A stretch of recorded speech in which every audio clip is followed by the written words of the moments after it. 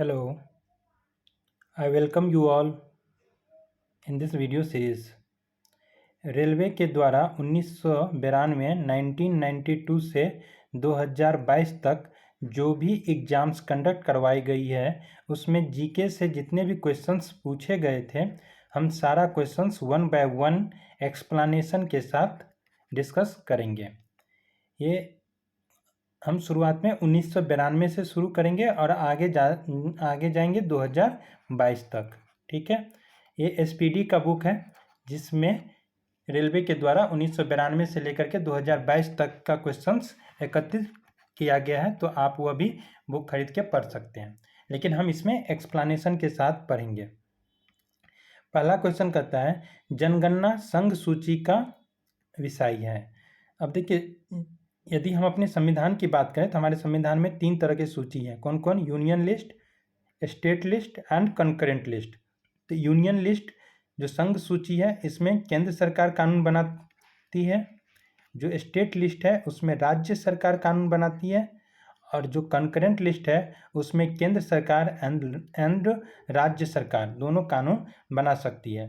तो यदि किसी एक मुद्दे पर कानून बनाया जाए, कंकरेंट लिस्ट में जितने भी विषय रखी गई है और उसमें से किसी एक विषय पर केंद्र सरकार और राज्य सरकार दोनों कानून बनाती है सेम विषय पर, तो उसमें केंद्र सरकार के द्वारा बनाया गया कानून वैध होगा, राज्य सरकार के द्वारा जो बनाया गया कानून होगा वो निरस्त हो जाएगा। तो याद रखना है कितने तरह की लिस्ट है? Union list, state list and concurrent list. तो जनगणना किसके अंतर्गत आती है? संघ सूची के अंतर्गत। नेक्स्ट क्वेश्चन है भारत का संविधान भारत को राज्य संघ के रूप में वर्णित करता है। भारत का संविधान भारत को राज्य संघ, यदि हम संविधान के आर्टिकल 1 को देखें तो आर्टिकल 1 कहता है कि India that is Bharat is a union of state. तो हमारा जो संविधान है वो क्या कहता है कि यूनियन, भारत जो है सो क्या है? यूनियन ऑफ स्टेट, राज्यों का संघ है। तो राज्य संघ के रूप में हमारा भारत को संविधान में वर्णित किया गया है, याद रखना है। तीसरा क्वेश्चन है मछलियों के यकृत तेल में विटामिन डी। ये क्वेश्चन बहुत ही इंपॉर्टेंट है कि याद रखना है, मछलियों का जो ये लिवर ऑयल होता है उसमें विटामिन डी की प्रचुरता होती है, इसलिए बहुत सारे पेशेंट जो होते हैं, मरीज, उसे लीवर, ये मछली का एक लीवर ऑयल टेबलेट कैप्सूल आता है उसे दिया जाता है। तो उसमें क्या होता है? Vitamin D. क्षुद्र ग्रह मंगल और बृहस्पति के बीच देखे जा सकते हैं। अब देखिए, यदि हम अपने सोलर सिस्टम की बात करें तो हमारे सोलर सिस्टम में कितने प्लैनेट्स हैं? 8। उसमें सूरज क्या है? सन केंद्र में है, और जितने भी 8 प्लैनेट हैं सब सूरज का चक्कर लगाता है। तो ये बात किसने बोला था? कोपरनिकस ने। कोपरनिकस एक साइंटिस्ट थे, उसने बोला था कि सूरज केंद्र में है और जितने भी आउटर प्लैनेट हैं वो सारा सूरज का चक्कर लगाता है। लेकिन टॉलमी जी का कहना था कि पृथ्वी केंद्र में है और सूरज उसका चक्कर लगाता है। तो टॉलमी के द्वारा जो थ्योरी दी गई थी वो थ्योरी गलत हो गई, कोपरनिकस की थ्योरी मान्य है। तो कह रहा है कि क्षुद्र ग्रह। अब देखिए कि टोटल ग्रह कितने हैं? 8 हैं। कौन कौन? Mercury, Venus, Earth, Mars, Jupiter, Saturn, Uranus and Neptune. Budh, Shukra, Prithvi, Mangal, Brihaspati, Shani, Arun and Varun. ठीक है, तो इसमें यदि हम देखें सबसे बड़ा प्लैनेट हमारा कौन सा है? जुपिटर है। सबसे गर्म ग्रह की बात करें तो शुक्र है, और मार्स ग्रह कैसा दिखता है? लाल ग्रह। तो मार्स और जुपिटर, इस दोनों ग्रह के बीच में, मार्स और जुपिटर के बीच में क्षुद्र ग्रह पाया जाता है। ठीक है, तो ये पॉइंट याद रखना है। कहाँ पे? मार्स और जुपिटर, मंगल और बृहस्पति के बीच में क्षुद्र ग्रह पाया जाता है। मरकरी और वीनस के बीच कोई भी उपग्रह नहीं है। अर्थ के पास एक उपग्रह है, चंद्रमा, मून, और मंगल के पास 2 उपग्रह हैं, डेमोस और फेबोस। जुपिटर की जो सबसे बड़ी उपग्रह है उसका क्या नाम है? गैनीमेडा। याद रखना है, गैनीमेडा पूरे सोलर सिस्टम का सबसे बड़ा उपग्रह गैनीमेडा। और सैटर्न का सबसे बड़ा उपग्रह का नाम है टाइटन। ठीक है, तो इतना पॉइंट आप इस क्वेश्चन से याद रख सकते हैं। नेक्स्ट क्वेश्चन है, तुलबुल परियोजना झेलम नदी पर है। तुलबुल परियोजना कहाँ पर है? तो झेलम नदी पर, ये याद रखना है। बाबरनामा के लेखक कौन है? बाबर है। बाबरनामा के लेखक बाबर है। बाबर के द्वारा देखिए 3-4 युद्ध जो इम्पोर्टेंट है, 4 युद्ध आपको याद रखना है बाबर के द्वारा जो लड़ी गई थी। पहला था पानीपत का युद्ध, पानीपत का फर्स्ट युद्ध जो कि 21 अप्रैल 1526 ईस्वी को लड़ा गया था। और ये युद्ध किस किस के बीच में हुआ था? तो ये युद्ध हुआ था बाबर और इब्राहिम लोदी के बीच में। और इसी युद्ध के बाद भारत पर मुगल राजवंश की नींव पड़ी थी। तो पहला पानीपत का युद्ध कब हुआ था? 21 अप्रैल 1526 ईस्वी, लड़ा गया बाबर और इब्राहिम लोदी के बीच में। उसके बाद इसने बाबर के द्वारा दूसरी लड़ाई लड़ी गई थी खानवा का युद्ध, जो कि 1527 ईस्वी में हुआ था। और ये युद्ध किसके बीच में लड़ा गया था? तो ये युद्ध हुआ था बाबर और राणा संगा के बीच में, राणा संगा के बीच में। और राणा संगा मेवाड़ के शासक थे। राणा संगा कहाँ का शासक था? मेवाड़ का। और इसी युद्ध में बाबर गाजी का उपाधि धारण किया था। ये एग्जाम में पूछता है कि बाबर गाजी का उपाधि किस युद्ध के दौरान धारण किया था? तो खानवा का युद्ध, जो कि 1527 ईस्वी में हुआ था। उसके बाद एक युद्ध हुआ था चंदेरी का युद्ध। चंदेरी का युद्ध 1528 ईस्वी में लड़ा गया। ये युद्ध किसके बीच लड़ा गया? तो बाबर और मेदिनी राय, मेदिनी राय के बीच में युद्ध लड़ा गया, जिसमें मेदिनी राय मारा गया। और ये इस युद्ध में, चंदेरी के युद्ध में बाबर ने जिहाद घोषित किया था। ठीक है, जिहाद घोषित किया था। खानवा के युद्ध में बाबर गाजी को उपाधि, चंदेरी का युद्ध में जिहाद घोषित किया था। और एक लास्ट युद्ध हुआ था घाघरा का युद्ध। घाघरा का युद्ध 1529 ईस्वी में लड़ा गया बाबर और अफगान के बीच में। अफगान घाघरा नदी के तट पर, कहाँ पे? बिहार में। ये अफगान सरदार जो था कहाँ पे? बिहार का था। तो बिहार में घाघरा नदी के तट पर 1529 ईस्वी में बाबर और अफगान के बीच में लड़ा गया था। और बाबर की मृत्यु हो गई थी 1530 ईस्वी में। तो याद रखना है। यहाँ पे देखते हैं, युद्ध बहुत ही पूछा जाता है एग्जाम में। 1526 में पानीपत की लड़ाई, 1527 ईस्वी में खानवा की लड़ाई, 1528 ईस्वी में चंदेरी की लड़ाई, और 1529 ईस्वी में घाघरा की लड़ाई। तो इसका बहुत ट्रिक है जो आपको मिल जाएगा हर जगह, पान खा के चांद के घर जा। तो ये 4 युद्ध याद रखना है। और 1530 ईस्वी में बाबर की मृत्यु हो गई। सबसे पहले बाबर का जो कब्र था सो आगरा के आराम बाग में था, लेकिन बाद में फिर उसे काबुल में दफनाया गया। ठीक है, तो इतना सारा पॉइंट आप इस क्वेश्चन से याद रख सकते हैं। इस सब क्वेश्चन को आप जितना बार पढ़िएगा, जितना डिस्कस कीजिएगा, उतना याद रहेगा। नेक्स्ट क्वेश्चन है, अंतर्राष्ट्रीय महिला दिवस कब मनाया जाता है? तो महिला दिवस 8 मार्च को मनाया जाता है। प्रकाश वर्ष दूरी का मात्रक है। प्रकाश वर्ष क्या होता है? Light year. तो लाइट ईयर जो है सो किस चीज़ का मात्रक होता है? दूरी का मात्रक होता है। और सबसे बड़ा खगोलीय दूरी का मात्रक बोले तो क्या होता है? पारसेक होता है। ठीक है, 1 पारसेक बराबर एग्जाम में पूछा जाता है कितना लाइट ईयर होता है? तो 3.26 light year. 1 parsec equal to 3.26 light year. और याद रख सकते हैं, हाँ, प्रकाश 1 लाइट ईयर बराबर कितना होता है? ये भी याद रख सकते हैं। तो 1 लाइट ईयर होता है 9.46 इंटू 10⁻15 मीटर। याद रखना है, मीटर। और ये किलोमीटर में दिया रहेगा तो 12 हो जाएगा 10⁻12। तो ये पॉइंट याद रख सकते हैं। मानव शरीर का सामान्य ताप कितना होता है? मानव शरीर का सामान्य ताप 37 डिग्री 37 डिग्री होता है। कभी कभी यूनिट कन्वर्जन से भी क्वेश्चन पूछा जाता है। तो यूनिट कन्वर्जन का फार्मूला याद रख सकते हैं, C-0/100 is equal to F-32/180।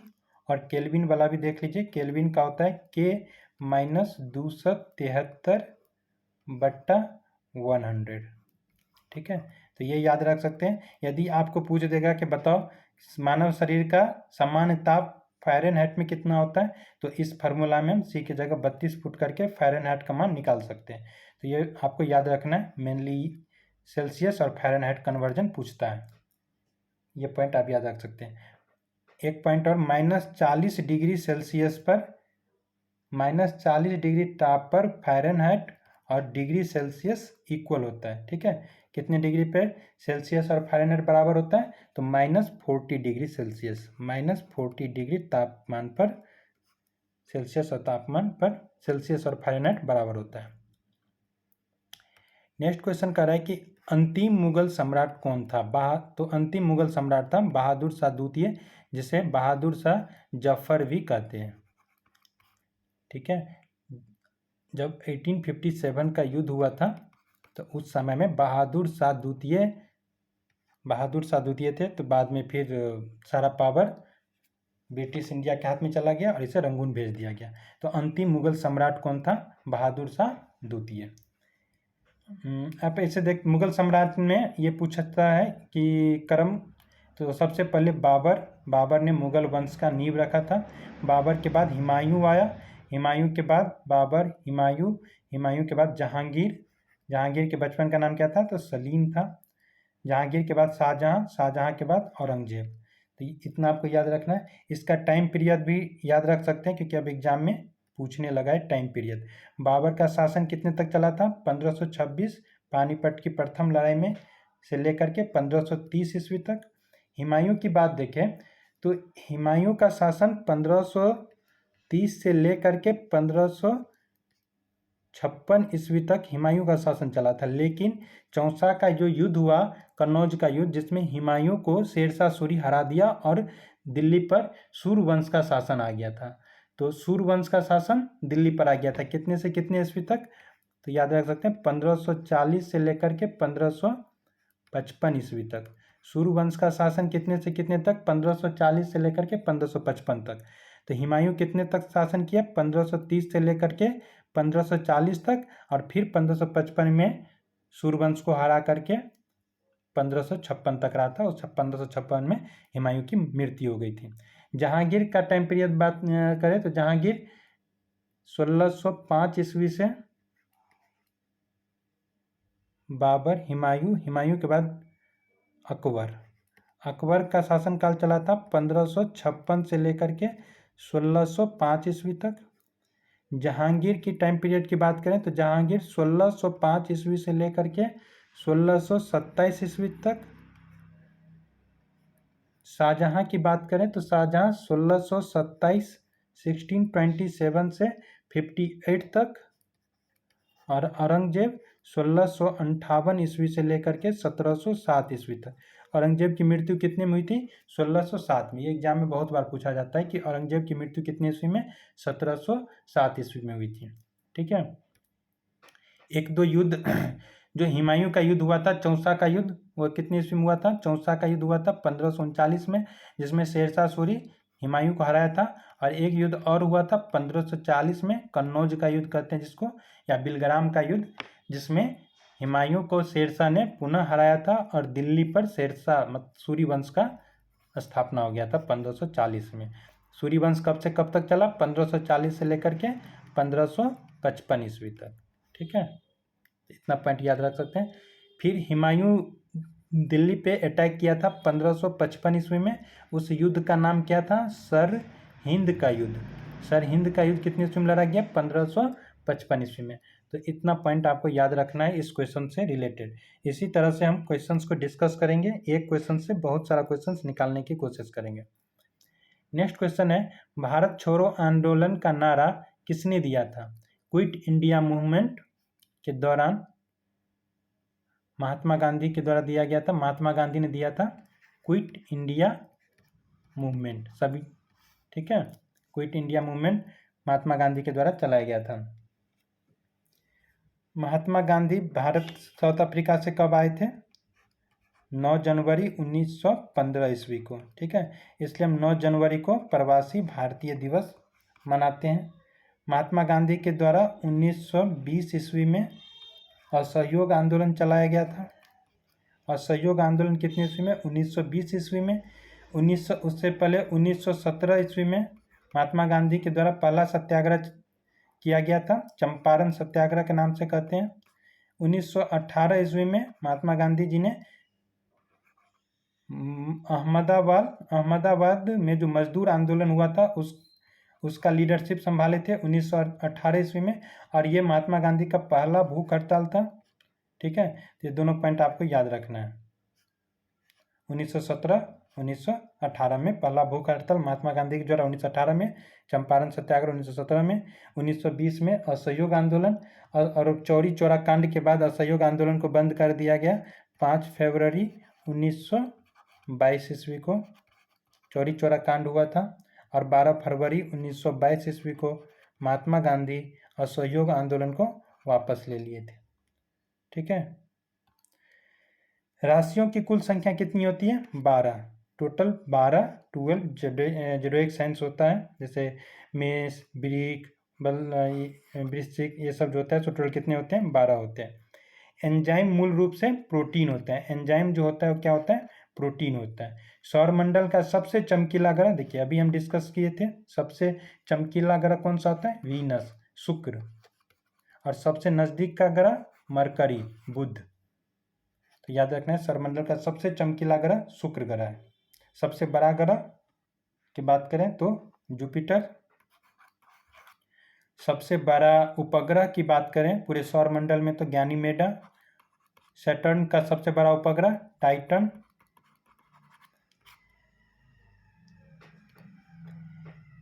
Next question है, बिंदुसार मौर्य वंश का शासक था। मौर्य वंश का शासक बिंदुसार था। अब देखिए, मौर्य वंश का नींव स्थापना किसके द्वारा किया गया था? चंद्रगुप्त मौर्य के द्वारा। किनकी मदद से? तो चाणक्य मदद से। चाणक्य द्वारा जो रचना बुक था उसको हम क्या कहते हैं? अर्थशास्त्र। चाणक्य एक नाम और था कौटिल्य। अर्थशास्त्र इसके द्वारा रचित की गई थी। चंद्रगुप्त मौर्य ने धनानंद को हटाकर मौर्य वंश का नींव रखा था। चंद्रगुप्त मौर्य के बाद बिंदुसार, चंद्रगुप्त मौर्य के बाद मौर्य वंश का संस्थापक बना था बिंदुसार। बिंदुसार के बाद अशोक, और अशोक के बाद मौर्य वंश धीरे धीरे वीक होता चला गया, कमजोर होता चला गया। तो मौर्य वंश के शासक कौन थे? चंद्रगुप्त मौर्य, उसके बाद बिंदुसार, उसके बाद अशोक। नेक्स्ट क्वेश्चन है, लिंगराज मंदिर भुवनेश्वर में। लिंगराज मंदिर कहाँ पे है? भुवनेश्वर में। भगवान शिव जी की मूर्ति है लिंगराज, भुवनेश्वर में। मकाओ की मुद्रा को पटाका कहा जाता है। मकाओ की मुद्रा को पटाका कहा जाता है। सिनेमा का आविष्कार निकोलस और जीन लथिये ने किया था। सिनेमा का आविष्कार किसके द्वारा किया गया? निकोलस और जीन लथिये के द्वारा किया गया था। पृथ्वी का एकमात्र उपग्रह चंद्रमा है। पृथ्वी का एकमात्र उपग्रह चंद्रमा है। चंद्रमा पर टोटल कितने मिशन किए गए हैं इसरो के द्वारा? चलिए ये बताइए, इसरो का स्थापना कब हुआ था? तो 15 अगस्त 1969 को इसरो का स्थापना हुआ। उसके बाद इस चंद्रमा पर टोटल इसरो के द्वारा 3 मिशन किया गया। चंद्रयान 1 जो था सो चंद्रमा पे लैंडिंग नहीं किया था, सिर्फ चंद्रमा के ऑर्बिटर में गया था, और ये मिशन बिल्कुल सक्सेसफुल था 2008 में। उसके बाद चंद्रयान 2 लॉन्च किया गया था। चंद्रयान 2 चंद्रमा पे सॉफ्ट लैंडिंग करवाने के लिए भेजा गया था। उस समय में के सिवन थे, लेकिन लगभग 2.5 किलोमीटर चंद्रमा के सतह से ऊपर ही चंद्रयान 2 मिशन फेल हो गया था। कंप्लीटली फेल नहीं हुआ था, लेकिन जो हमारा लैंडर था जो चंद्रमा की सतह पर लैंड करता, वो क्रैश हो गया था। और चंद्रयान 3 2023 में के सिवन सोमनाथ इस समय में डायरेक्टर हैं इसरो के, तो उस समय में चंद्रयान 3 मिशन लॉन्च किया गया और वह सफलतापूर्वक चंद्रमा पे लैंड हुआ। अब देखते हैं आरआरबी कोलकाता 1992 में जो क्वेश्चन पूछा गया था, हर्ष का राज कवि कौन था? हर्ष का राज कवि था बाणभट्ट। देखिए हर्ष मतलब हर्षवर्धन। हर्षवर्धन का शासन काल देखें तो ये कब से कब तक थे? 606 से 647 ईस्वी तक। देखिए जितने भी इम्पोर्टेंट शासक थे ना, उसका आपको टाइम पीरियड याद रखना है। जैसे अभी जो आरआरबी एनटीपीसी का एग्ज़ाम हुआ था उसमें रजिया सुल्तान के बारे में पूछा गया था कि वो कब से कब तक शासक बन के रही थी भारत में। तो इस तरह से इम्पोर्टेंट पूछा जाता है। औरंगजेब का शासनकाल कई बार एग्जाम में पूछा गया। औरंगजेब का मृत्यु कब हुआ था, ये भी पूछा गया। तो ये इस तरह से अब डेट से रिलेटेड क्वेश्चन ज़्यादा पूछा जाता है, इसलिए आपको डेट पे ज़्यादा फोकस करना है। तो हर्ष का शासनकाल कब से कब तक था? 606 से लेकर के 647 तक। हर्षवर्धन के पिताजी का नाम क्या था? प्रभाकर वर्धन। प्रभाकर वर्धन को 2 बेटा था, एक हर्षवर्धन और एक था राज्यवर्धन। तो राज्यवर्धन जो था सो बड़ा भाई था, लेकिन राज्यवर्धन एक युद्ध में देवगुप्त के द्वारा राज्यवर्धन मारा गया था। फिर हर्षवर्धन शासक बना कन्नौज, और हर्षवर्धन का जो राजधानी कन्नौज था। ठीक है। और इनकी एक बहन थी, सिस्टर, उसका नाम था राज्यश्री। हर्ष के द्वारा जो रचना की गई है ये इम्पोर्टेंट है। इनके द्वारा 3 रचना की गई थी, नागानंद, रत्नावली और प्रियदर्शिका। नागानंद, रत्नावली, प्रियदर्शिका, ये सारे जो नाटक था वो संस्कृत में हर्षवर्धन के द्वारा रचित किया गया था। और हर्षवर्धन के जो राज कवि थे कौन थे? बाणभट्ट। इसने हर्षचरित की रचना की थी। बाणभट्ट हर्षचरित की रचना की थी। हर्षवर्धन के समय में हुएनसांग, जो कि चाइनीज यात्री था, ठीक है, हुएनसांग कहाँ का था? चाइना का यात्री था, जो कि हर्षवर्धन के शासनकाल में आया था। और हर्षवर्धन 629 से लेकर के 645 ईस्वी तक हुएनसांग हर्ष के दरबार में रहा था। आपको ऐसे याद रखना है, ह से हर्षवर्धन और हुएनसांग को भी हम ह से ही लिखेंगे, एच से ही लिखेंगे। तो हुएनसांग दोनों का नाम मिल रहा है, ह से हर्षवर्धन, ह से हुएनसांग। तो हुएनसांग किसके दरबार में आया था? हर्षवर्धन के दरबार में 629 से 645 तक रहा था। और ये चीन का यात्री था। हुएनसांग को यात्रियों का राजकुमार, नीति का पंडित और वर्तमान शाक्य मुनि कहा जाता है। ठीक है। तो इतना बात आप हर्षवर्धन से याद रख सकते हैं। क्या क्या कहते थे उसको? हुएनसांग 629 से 645 तक रहा। इसे यात्रियों का राजकुमार, नीतियों का पंडित और वर्तमान शाक्य मुनि कहते थे। नेक्स्ट क्वेश्चन है, हाइड्रोजन बम का आविष्कार एडवर्ड टेलर के द्वारा किया गया था। देखिए, हाइड्रोजन बम और एटम बम में क्या अंतर है? हाइड्रोजन बम जो होता है सो न्यूक्लियर फ्यूजन रिएक्शन पे काम करता है, न्यूक्लियर परमाणु संलयन। और एटम बम जो होता है सो न्यूक्लियर फिजन रिएक्शन, मतलब परमाणु विखंडन पे काम करता है। ठीक है। एटम बम के आविष्कारक कौन थे? जे रॉबर्ट ओपेनहैमर। ठीक है, ओपेनहैमर। तो एटम बम के आविष्कार थे जे रॉबर्ट ओपेनहैमर, और हाइड्रोजन बम के एडवर्ड टेलर। हाइड्रोजन बम में न्यूक्लियर फ्यूजन रिएक्शन होता है और एटम बम में न्यूक्लियर फिजन रिएक्शन होता है। ठीक है। और atom bomb second world war कब हुआ था? 1939 से लेके 1945 तक। इसके दौरान हिरोशिमा और नागासाकी पर एटम बम गिराया गया था अमेरिका के द्वारा। और कुछ पॉइंट आप याद रख सकते हैं। सूर्य में, सन में जो होता है सो न्यूक्लियर फ्यूजन रिएक्शन होता है। ठीक है। तो इतना पॉइंट याद रखना है। अब नेक्स्ट क्वेश्चन है, विश्व स्वास्थ्य दिवस 7 अप्रैल को मनाया जाता है। ये इंपॉर्टेंट क्वेश्चन है। वर्ल्ड हेल्थ डे जो विश्व स्वास्थ्य दिवस जो है, वर्ल्ड हेल्थ डे 7 अप्रैल को मनाया जाता है। अप्रैल में इम्पोर्टेंट डे तो 1 अप्रैल के बारे में याद। 1 अप्रैल को तो अप्रैल फुल होता है, और उसी दिन ओडिशा का फाउंडेशन डे होता है। तो ये याद रख सकते हैं। 7 अप्रैल को विश्व स्वास्थ्य दिवस होता है, और इसी दिन 7 अप्रैल को गुड फ्राइडे, ये तो सबको पता होगा। 10 अप्रैल याद रखिए, 10 अप्रैल को होता है world homoeopathy day. World homoeopathy day कब होता है? 10 अप्रैल को। 13 अप्रैल को होता है, 13 अप्रैल तो सबको पता होगा 13 अप्रैल 1919 को जो मास्केर हुआ था, नरसंहार, जलियांवाला बाग हत्याकांड 13 अप्रैल 1919 को हुआ था। किसके खिलाफ में? रॉलेट एक्ट पास किया गया था और उसी समय में सत्यपाल और किचलू को अरेस्ट कर लिया गया था, जिसके लिए एक छोटी सी सभा बुलाई गई थी जलियांवाला बाग में। जलियांवाला बाग जो था सो जल्ली नामक एक व्यक्ति था जिसका जमीन था, उसी के नाम पर उस बाग का नाम जलियांवाला बाग पड़ा था। तो कब हुई थी घटना? 13 अप्रैल 1919 ईस्वी को हुआ था। उसके बाद 22 अप्रैल भी याद रख सकते हैं। 22 अप्रैल को होता है वर्ल्ड अर्थ डे। वर्ल्ड अर्थ डे होता है 22 अप्रैल को। 22 मार्च को होता है विश्व जल दिवस, वाटर डे। और 22 मई को होता है आर्द्रभूमि डे। ठीक है, तो इतना याद रखना है आपको।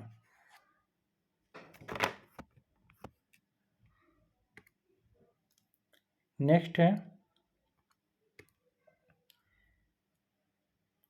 दक्षिण अमेरिका में चारागाह को क्या कहते हैं? जो घास का मैदान होता है उसको क्या कहते हैं? साउथ अमेरिका में पंपास। ठीक है, दक्षिण अमेरिका में चारागाह जो होता है, जो घास का मैदान होता है, उसको हम पंपास कहते हैं। कुछ घास का मैदान है आपको याद रखना चाहिए, जैसे ऑस्ट्रेलिया में जो घास का मैदान होता है उसको क्या कहते हैं? डॉन्स कहते हैं। ऑस्ट्रेलिया के घास के मैदान को डॉन्स। ब्राज़ील में घास का जो मैदान होता है उसको हम कैंपोज कहते हैं, कैंपोज। वेनेजुएला में जो घास का मैदान होता है उसे लानोस कहा जाता है, लानोस। ये सब एग्जाम में पूछता है, इंपॉर्टेंट क्वेश्चन है। अफ्रीका में सवाना। ये सब जितने हैं सब उष्णकटिबंधीय घास के मैदान है। उष्णकटिबंधीय घास के मैदान कहाँ होता है? तो यदि हम देखें पृथ्वी पे तो ये हो गया इक्वेटर, ऊपर हो गया कर्क रेखा और नीचे हो गया मकर रेखा। तो इस बीच में जो भी कंट्री पड़ता है ना, ये उष्णकटिबंधीय जगह बोला जाता है, कर्क रेखा और मकर रेखा के बीच में। तो ये सारा जो घास के मैदान होता है सो इसी में पाया जाता है। उसके बाद अफ्रीका, हंगरी, एक याद और रखिएगा, हंगरी में पुस्ताज। हंगरी के घास के मैदान को पुस्ताज कहते हैं। उसके बाद जो शीतोष्ण घास का मैदान होता है दक्षिण अमेरिका में तो पंपास हो गया। उसके बाद पंपास अर्जेंटीना के जो घास का मैदान होता है उसको भी हम पंपास कहते हैं, क्योंकि अर्जेंटीना साउथ अमेरिका में ही पड़ता है। तो ये याद रखिएगा, अर्जेंटीना, पंपास। साउथ अफ्रीका का वेल्ड और एस्टेपी, एक और इम्पोर्टेंट है एस्टेपी जो है सो कहाँ पे है? तो ये यूरोप और उत्तरी एशिया में। तो इतना याद रखना है। Australia downs, Brazil campos, Venezuela llanos, Africa savanna, Hungary pusztas, उसके बाद अर्जेंटीना पंपास और साउथ अफ्रीका का वेल्ड। एंड एस्टेपी की बात करें तो ये यूरोप में पाया जाता है। इतने घास के मैदान आपको याद रखने हैं। ये सारा सीरीज कर लेंगे ना तो आप सबका जीके बहुत अच्छा हो जाएगा। और इसी से रिलेटेड 75 किसी भी एग्जाम में देखें ना, जीके से रिलेटेड 75% से ज़्यादा क्वेश्चन रिपीटेड होता है, जो कि एग्जाम में पूछा गया हो। तो उसी से रिपीटेड क्वेश्चन होता है, तो आपका उस क्वेश्चन पे पकड़ हो जाएगा तो एग्जाम आसानी से निकलेगा। नेक्स्ट है, भारत में प्रथम स्वर्ण मुद्राएं किसके द्वारा चलाया गया था? तो यूनानियों के द्वारा। स्वर्ण मुद्रा यदि पूछे सबसे पहले किसके द्वारा चलाया गया था? तो यूनानियों के द्वारा चलाया गया था। और यदि पूछे सबसे शुद्ध सोने का सिक्का किसके द्वारा चलाया गया था? तो उसका करेक्ट आंसर हो जाएगा कुषाण के द्वारा। ठीक है, और सबसे ज़्यादा सोने के सिक्के गुप्त काल में चलाए गए थे। ये 3 पॉइंट याद रख सकते हैं। किसके सिक्के पर वीणा बजाता हुआ चित्र अंकित किया गया है? तो वो था समुद्रगुप्त, जो कि गुप्त वंश का शासक था। उसके जो सिक्का थे उस पर वीणा बजाता हुआ चित्र अंकित किया गया है। नेक्स्ट क्वेश्चन है, भारतीय राष्ट्रीय कांग्रेस के प्रथम मुस्लिम अध्यक्ष कौन थे? भारतीय राष्ट्रीय कांग्रेस से कुछ अधिवेशन आपको याद रखना चाहिए। जैसे भारतीय राष्ट्रीय कांग्रेस का जो गठन हुआ था 1885 ईस्वी में हुआ था। किसके द्वारा? ए.ओ. ह्यूम के द्वारा किया गया था। ए.ओ. ह्यूम जो थे सो एक ब्रिटिश अधिकारी थे, उसके द्वारा ए.ओ. ह्यूम के द्वारा किया गया। और उस समय में जो भारत का वायसराय था वो लॉर्ड डफरिन था, लॉर्ड डफरिन था। उसके बाद पहला अधिवेशन था। दूसरा सेकंड अधिवेशन का बात करें तो 1886 ईस्वी में हुआ था। उस समय में दादा भाई नौरोजी। पहला अधिवेशन कहाँ पे हुआ था? तो बम्बई में, ठीक है। और इसमें टोटल 72 प्रतिनिधि भाग लिए थे। दूसरा 1886 ईस्वी में, इसमें दादा भाई नौरोजी इसके अध्यक्ष बनाए गए थे और ये कोलकाता में हुआ था। थर्ड अधिवेशन की बात करें तो ये हुआ था 1887 ईस्वी में। और इस समय में प्रथम मुस्लिम अध्यक्ष बने थे कौन? बदरुद्दीन तैयब जी। बदरुद्दीन तैयब जी फर्स्ट मुस्लिम अध्यक्ष बने थे और ये हुआ था मद्रास में हुआ था थर्ड कांग्रेस अधिवेशन। फोर्थ कांग्रेस अधिवेशन की बात करें तो 1888 ईस्वी में हुआ था। और इस समय में पहला अंग्रेज बना था, जॉर्ज यूले था इनका नाम, जो कि फर्स्ट अंग्रेज अध्यक्ष थे। तो ये चार आपको याद रखना है लगातार, 85, 86, 87, 88। पहला में ए.ओ. ह्यूम, दूसरा में दादा भाई नौरोजी, तीसरा में बदरुद्दीन तैयब जी, चौथा में जॉर्ज यूले। पहला हुआ था बम्बई में, दूसरा हुआ था कलकत्ता, तीसरा मद्रास में हुआ था, ठीक है। इसके अलावा कुछ और इम्पोर्टेंट जो है, जैसे कि 1896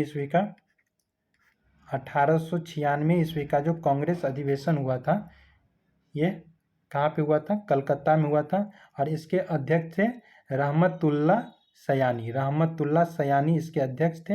और इसी समय पहली बार वंदे मातरम गाया गया था, इसलिए ये इम्पोर्टेंट होता है। पूछ देगा कि वंदे मातरम जब वंदे मातरम गाया गया तो उस समय में कांग्रेस अध्यक्ष कौन थे? तो रहमतुल्लाह सयानी। और ये 1896 ईस्वी में हुआ था कलकत्ता में। और 26 नंबर का हुआ था 1911 ईस्वी में, जिसमें जनगण मन गाया गया था। फर्स्ट टाइम जनगण मन गाया गया था 1911 के अधिवेशन में, जो कि 26 नंबर का था। और इस समय में थे विशन नारायण धर इसके अध्यक्ष बनाए गए थे। बस इतना याद रखिए। और हाँ, एक ये याद रख सकते हैं 1917 में एनी बेसेंट अध्यक्ष बनी थी, जो कि फर्स्ट फीमेल अध्यक्ष थी, फर्स्ट महिला अध्यक्ष एनी बेसेंट 1917 ईस्वी में। और ये अधिवेशन भी कोलकाता में हुआ था। और भारतीय महिला पूछे तो भारतीय महिला कौन थी? सरोजिनी नायडू। इसे 1925 ईस्वी में अध्यक्ष बनाया गया था कांग्रेस का। और ये कहाँ पे हुआ था? तो कानपुर में हुआ था। तो आपको इतना याद रखना है, आपका काम हो जाएगा। ये तो चार आसानी से याद हो जाएगा, 85, 86, 87, 88। 1896 में कलकत्ता में, जो कि वंदे मातरम गाया गया रहमत सयानी के द्वारा। 1911 ईस्वी में जनगण मन गाया गया था विशन नारायण धर। और 1917 में एनी बेसेंट बनी थी अध्यक्ष, जो कि फर्स्ट महिला अध्यक्ष थी। और 1925 की बात करें तो सरोजिनी नायडू भारत की प्रथम महिला अध्यक्ष बनी थी। नेक्स्ट क्वेश्चन देखें। कहता है कि राज्य अपहरण नीति डॉक्ट्रिन ऑफ लैप्स को किसके द्वारा क्रियान्वित किया गया था? तो लॉर्ड डलहौजी के द्वारा।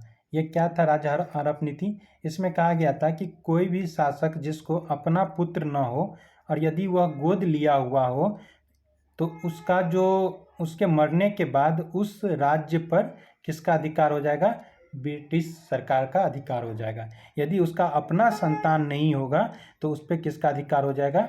ब्रिटिश का। और इसी के दौरान झांसी को अपनाया गया था ब्रिटिश सरकार के द्वारा, क्योंकि रानी लक्ष्मीबाई को कोई अपना संतान नहीं था, उसने गोद लिया था। तो राज्य हड़प नीति किसके द्वारा लाया गया था? लॉर्ड डलहौजी के द्वारा। आगे नेक्स्ट क्वेश्चन है, आर्थिक अपक्षय सिद्धांत का प्रतिपादक दादा भाई नौरोजी थे। आर्थिक अपक्षय क्या था?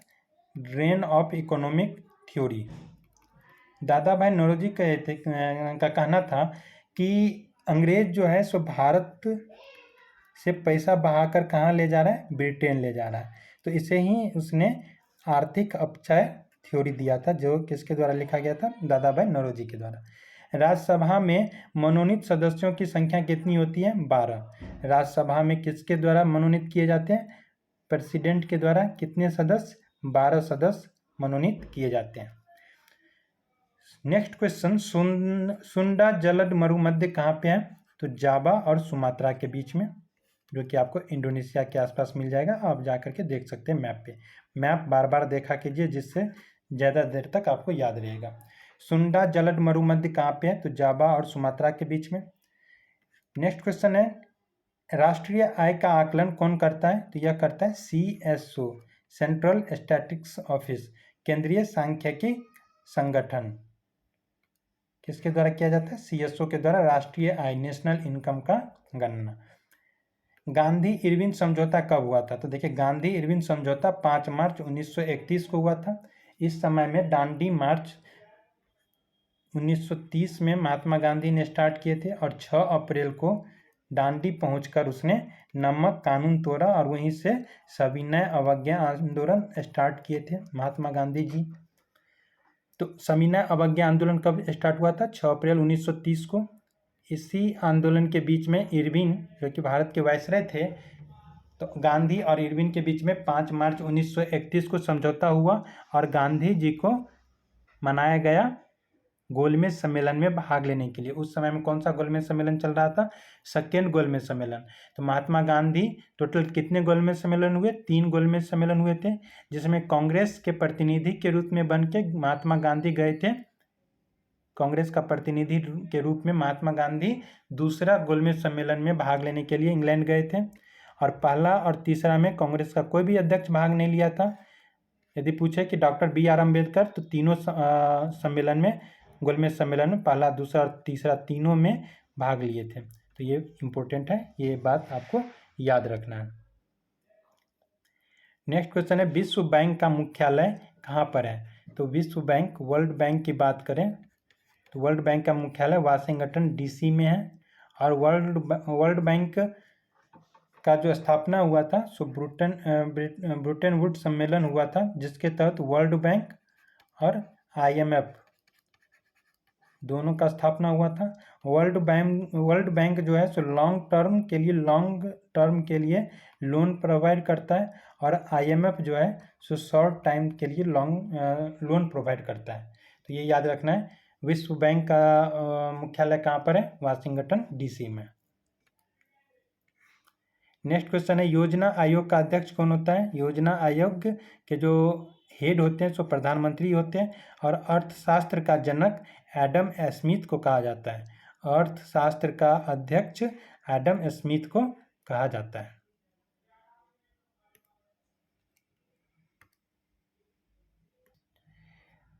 अब हम देखते हैं RRB सिकंदराबाद 1994 में जो एग्ज़ाम हुई थी, उस सारे क्वेश्चंस को। पहला क्वेश्चन है, शिक्षा समवर्ती सूची के अंतर्गत आता है। अभी हम डिस्कस किए थे टोटल लिस्ट, कितने लिस्ट होते हैं? Union list, state list and concurrent list. तो शिक्षा किस लिस्ट के अंतर्गत आता है? समवर्ती सूची के अंतर्गत। तो इसका मतलब हुआ, इस पर केंद्र सरकार और राज्य सरकार दोनों कानून बना सकती है, लेकिन यदि केंद्र सरकार कानून बना दी है तो उसे राज्य सरकार को भी माननी पड़ेगी। सेम कानून यदि केंद्र सरकार और राज्य सरकार दोनों बनाती है तो केंद्र सरकार के द्वारा बनाया गया कानून मान्य होगा। नेक्स्ट है, इंडिया हाउस लंदन में स्थित है। इंडिया हाउस, क्वेश्चन पूछेगा इंडिया हाउस कहाँ स्थित है? तो लंदन में। तो इंडिया हाउस की बात करें तो इंडिया हाउस किसके द्वारा बनाया गया था लंदन में? श्यामजी कृष्ण वर्मा। ये नाम भी याद रखना है, श्यामजी कृष्ण वर्मा के द्वारा इंडिया हाउस की स्थापना लंदन में की गई थी 1905 में। और इसी समय में सर्वेंट्स ऑफ इंडिया सोसाइटी की स्थापना गोपाल कृष्ण गोखले के द्वारा भारत में की गई थी। तो इंडियन हाउस की स्थापना लंदन में श्यामजी कृष्ण वर्मा के द्वारा 1905 में। और जो इंडियन हाउस था उसका मेन काम था कि जो भी भारतीय छात्र लंदन में पढ़ रहा हो उसे छात्रावास दिलवाना, छात्रावास सुविधा देना, ये इंडियन हाउस का काम था। लाफिंग गैस का रासायनिक सूत्र, ये तो सूत्र है आपको याद रखना है, nitrous oxide N2O। Laughing gas का नाम क्या होता है, सूत्र क्या होता है, रासायनिक नाम नाइट्रस ऑक्साइड N2O। भारत में बैंकों का पहली बार राष्ट्रीयकरण कब किया गया था? देखिए, फर्स्ट टाइम राष्ट्रीयकरण पूछे तो कब हुआ था? 1969 को, 19 जुलाई 1969 को फर्स्ट टाइम राष्ट्रीयकरण किया गया था। उस समय किसके द्वारा किया गया था? तो भारत के प्रधानमंत्री कौन थे? इंदिरा गांधी जी थे। दूसरी बार राष्ट्रीयकरण कब किया गया था? 1980 में। तो 1969 में कितने बैंक को? 14 बैंक को, ये भी याद रखना है, कितने? 14 बैंक का राष्ट्रीयकरण हुआ था। और 1980 में 6 बैंकों का राष्ट्रीयकरण हुआ था। उसके बाद आरबीआई का राष्ट्रीयकरण कब हुआ था? तो 1 जनवरी 1949। ये सारा चीज़ आप अपने नोटबुक में नोट करते जाइएगा। तो 1 जनवरी 1949 को भारतीय रिजर्व बैंक ऑफ इंडिया का राष्ट्रीयकरण हुआ था। और इंपीरियल बैंक की बात करें तो 1955 1955 ईस्वी में इंपीरियल बैंक का राष्ट्रीयकरण हुआ। इसी इंपीरियल बैंक का नाम बाद में स्टेट बैंक रखा था। तो इतना पॉइंट आप इस क्वेश्चन से याद रख सकते हैं। नेक्स्ट क्वेश्चन है, मुद्रा राक्षस के लेखक कौन थे? तो विशाख दत्त। देखिए, विशाख दत्त जो थे तो गुप्त वंश के समकालीन थे। और इसके द्वारा मुद्रा राक्षस रचित की गई, जो कि एक नाटक था। उसके बाद इनके 3 इम्पोर्टेंट नाटक हैं। एक हो गया मुद्रा राक्षस, दूसरा है देवी चंद्रगुप्तम, और एक और है राघवानंदम।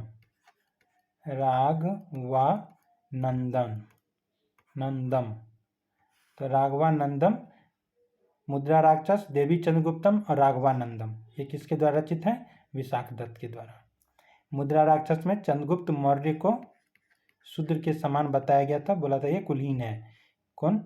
विशाख दत्त की रचित मुद्रा राक्षस में। रूसी क्रांति कब हुई थी? रूसी क्रांति याद रखना है 1917 ईस्वी में हुई थी। और फ्रांसीसी क्रांति कब से कब हुई थी? फ्रेंच क्रांति जो हुई थी 1789 से 1799 ईस्वी तक हुआ था। और फ्रेंच क्रांति से ही टीपू सुल्तान प्रभावित हुए थे और उसने जैकोबियन क्लब की स्थापना टीपू सुल्तान के द्वारा किया गया था। कहाँ पर? श्रीरंगपट्टनम में। और उसने वहाँ पर स्वतंत्रता का वृक्ष लगाया था, स्वतंत्रता का वृक्ष। टीपू सुल्तान के समय में टीपू सुल्तान, यदि मैसूर की बात करें तो टोटल 4 मैसूर युद्ध हुआ था। एक हुआ था 1767 से 69 के बीच में, जो हैदर अली के द्वारा लड़ा गया और इसमें हैदर अली की जीत हुई थी। दूसरा हुआ था 1780 से 84 के बीच में, इसमें 1782 ईस्वी में हैदर अली की मौत हो गई। फिर 1782 ईस्वी में टीपू सुल्तान शासक बना और इस युद्ध को ले गया 1784 ईस्वी में। 1784 ईस्वी में संधि के तहत ये युद्ध अनिर्णायक हो रहा था। तीसरा युद्ध हुआ था 1790 से 92 के बीच में, और इसमें श्रीरंगपट्टनम की संधि हुई थी, जो कि टीपू सुल्तान के द्वारा लड़ा गया था। और इसमें टीपू सुल्तान की हार हो गई थी। और अंतिम युद्ध हुआ था 1799 में, जिसमें टीपू सुल्तान मारा गया था। तो कब क्या था? हाँ, फ्रेंच क्रांति हुआ था 1789 से 1799 तक। चीनी क्रांति की बात करें तो ये हुआ था 1927 से 1949 तक। आप इसी तरह सारा डेट बार बार रिवाइज कीजिएगा, याद हो जाएगा सारा। नेक्स्ट है, लोकसभा में किसी विधेयक को धन विधेयक के रूप में कौन प्रमाणित करता है? तो अध्यक्ष। तो ये जो अध्यक्ष होता है वो कौन होता है? अध्यक्ष, लोकसभा का स्पीकर। देखिए, कोई भी बिल मनी बिल है या नहीं है, या किसके द्वारा डिसाइड किया जाएगा? तो जो लोकसभा का स्पीकर होता है उसके द्वारा। राज्यसभा का इसमें कोई कर्तव्य का कोई काम नहीं होता है। तो लोकसभा का स्पीकर यदि डिसाइड कर देगा कि ये जो बिल है सो मनी बिल है, तो वह मनी बिल होगा। मनी बिल आर्टिकल नंबर कितने से रिलेटेड है? तो 110 नंबर से रिलेटेड है। और मनी बिल को जो पास कराने का जो तरीका वर्णन किया गया वो 109 आर्टिकल में। तो मनी बिल से रिलेटेड आर्टिकल याद रखना है 110, 110। मनी बिल हमेशा जब भी प्रस्तुत किया जाएगा तो सरकारी बिल होगा, मतलब कोई मंत्री ही उस बिल को प्रस्तुत कर सकता है। और बिल हमेशा मनी बिल हमेशा लोकसभा में ही प्रस्तुत किया जाएगा। और हम राष्ट्रपति के संस्तुति करने पर पहले राष्ट्रपति किसी भी बिल को सबसे पहले संस्तुति मंजूरी देंगे, उसके बाद वह लोकसभा में मनी बिल पास किया जाएगा और यदि उसको स्पीकर बोल दिया मनी बिल है तो वह मनी बिल माना जाएगा। उसके बाद यह बिल राज्यसभा में जाएगा और राज्यसभा को 14 डेज 14 दिन के अंदर में उस बिल को पास करना होगा। यदि 14 दिन के अंदर पास नहीं होता है तो लोकसभा समझ जाएगा यह बिल पास हो गया। लोकसभा को मनी बिल पे ज़्यादा अधिकार नहीं होता है, वो सिर्फ सिफारिश कर सकता है, कुछ चेंज करने के लिए वो सिफारिश कर सकता है। तो इतना पॉइंट याद रखना है। मोनोजाइट किसका अयस्क है? थोरियम का। मोनोजाइट थोरियम का अयस्क। उसके बाद हेमेटाइट की बात करें तो लोहा का अयस्क। उसके बाद सिनेबार। सिनेबार किसका अयस्क होता है? तो होता है Hg का, पारा का।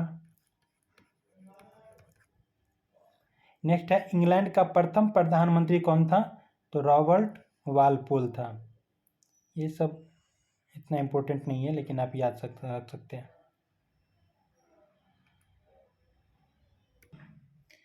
आज़ाद हिंद फौज। आज़ाद हिंद फौज का गठन कब हुआ था? तो 1942 में। 1942 ईस्वी में आज़ाद हिंद फौज का गठन किसके द्वारा किया गया था? तो मोहन सिंह के द्वारा किया गया था। और 1943 ईस्वी में सुभाष चंद्र बोस इसके अध्यक्ष बने थे। 1943 ईस्वी में सुभाष चंद्र बोस की बात करें तो ये कांग्रेस के अध्यक्ष भी रह चुके थे। उसके बाद कांग्रेस के अध्यक्ष से रिजाइन देने के बाद 1939 ईस्वी में रिजाइन देकर के उसने फॉरवर्ड ब्लॉक की स्थापना की थी। जर्मनी जब गए थे तो उसे हिटलर की उपाधि दी गई थी, हिटलर की उपाधि। उसके बाद सुभाष चंद्र बोस के बारे में आप ये याद रख सकते हैं कि महात्मा गांधी को राष्ट्रपिता सबसे पहले सुभाष चंद्र बोस ने ही रेडियो प्रसारण के दौरान उसे संबोधित किए थे राष्ट्रपिता के नाम से, महात्मा गांधी को। उसके बाद सुभाष चंद्र बोस अंडमान निकोबार में जो भारत स्वतंत्र सरकार का गठन किया था, कहाँ पे? अंडमान निकोबार में। तो इतने सारा पॉइंट आप सुभाष चंद्र बोस से याद रख सकते हैं। दिल्ली चलो। दिल्ली चलो का नारा किसके द्वारा दिया गया था? सुभाष चंद्र बोस के द्वारा। तुम मुझे खून दो मैं तुम्हें आज़ादी दूंगा। ये सब बात सुभाष चंद्र बोस से आप याद रख सकते हैं। लोदी वंश का अंतिम शासक कौन था? इब्राहिम लोदी। देखिए 1526 ईस्वी में जो पानीपत की लड़ाई हुई थी वो बाबर और इब्राहिम लोदी के बीच में हुआ था। इसमें इब्राहिम लोदी की हार हुई और भारत पर मुगल वंश का शासक हो गया था। तो सबसे पहले अंतिम शासक, लोदी वंश का अंतिम शासक इब्राहिम लोदी। और इस युद्ध में, पानीपत की जो प्रथम युद्ध थी, इसमें फर्स्ट टाइम इंडिया में भारत में तोप का उपयोग किया गया था। गरसोप्पा जोग जलप्रपात कहाँ पे है? शरावती नदी पे। जो गरसोप्पा जलप्रपात शरावती नदी पर है जो कि कर्नाटका में है। राष्ट्रीय समुद्र विज्ञान संस्थान गोवा में। राष्ट्रीय समुद्र विज्ञान संस्थान गोवा में स्थित है। भारत का सबसे बड़ा कृषि प्रायोगिक फार्म कहाँ पे है? फार्म है अंबाला में।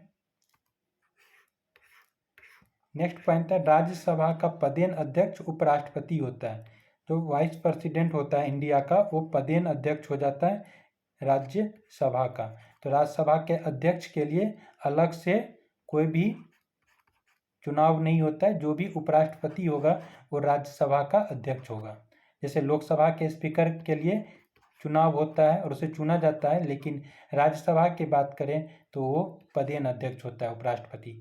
भारत में प्रतिवर्ष सेना दिवस 15 जनवरी को मनाया जाता है। रक्तचाप आर्टरी धमनी में सबसे ज़्यादा होता है, उच्च होता है। रक्तचाप का जो प्रेशर होता है, ब्लड प्रेशर, वो धमनी में, आर्टरी में सबसे ज़्यादा होता है। चक्रवात निम्न दाब के कारण आता है। जैसे मान लीजिए ये समुद्र है तो जो टेम्परेचर डिफरेंस के कारण यहाँ पे प्रेशर कम हो गया, मान लीजिए निम्न दाब लो प्रेशर क्रिएट हुआ है, तो यहाँ से जितने भी हवा होगा साइड से सब तेजी से निम्न दाब की ओर बढ़ता है, जिसके कारण साइक्लोन उत्पन्न होता है। तो चक्रवात निम्न दाब के कारण उत्पन्न होता है। भारत में प्रथम रेल लॉर्ड डलहौजी के समय में चलाया गया था।